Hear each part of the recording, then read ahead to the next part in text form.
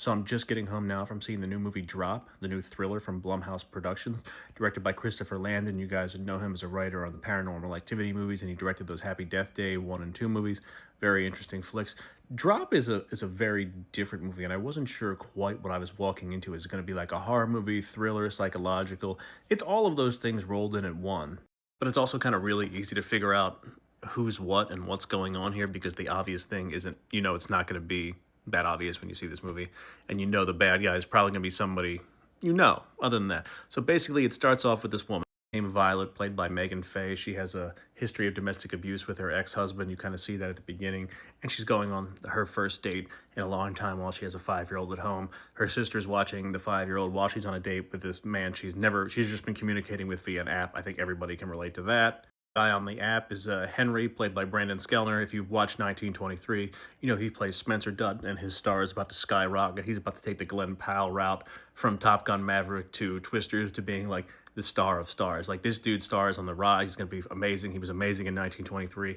I can really see him being the MCU Cyclops if they decide to go that way. That's just my opinion. So they're on this date, and then Violet starts getting drops to her phone, and basically it unravels from there that there's a killer in her house, and it's holding her sister and her son hostage if she doesn't do what this person via the drops and the phones is telling her. And the movie goes on from there, and there's stuff that happens in the restaurant. We won't give it away or anything like that. But look, it's a very good premise. It's a very fun premise, a very good idea. But it gets very repetitive over time, especially with the constant drops and everything like that.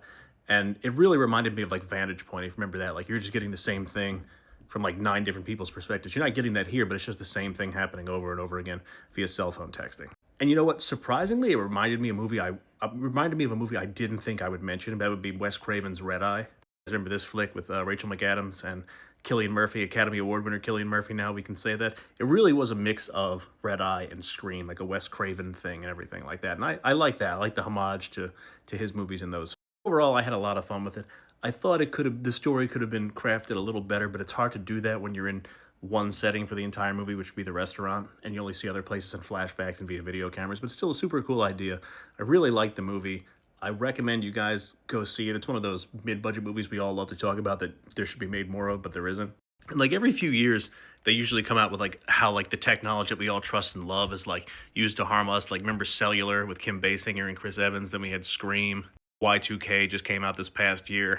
Eagle Eye by DJ Caruso with Shia LaBeouf. Every couple of years, they manage to like try to kill us or terrify us with technology. This is another one with, instead of airdrops, they're called digidrops in this movie. But it comes out this Friday, April 11th. Don't forget to check out Drop. I liked it. I give it a 3.5 out of 5 from me.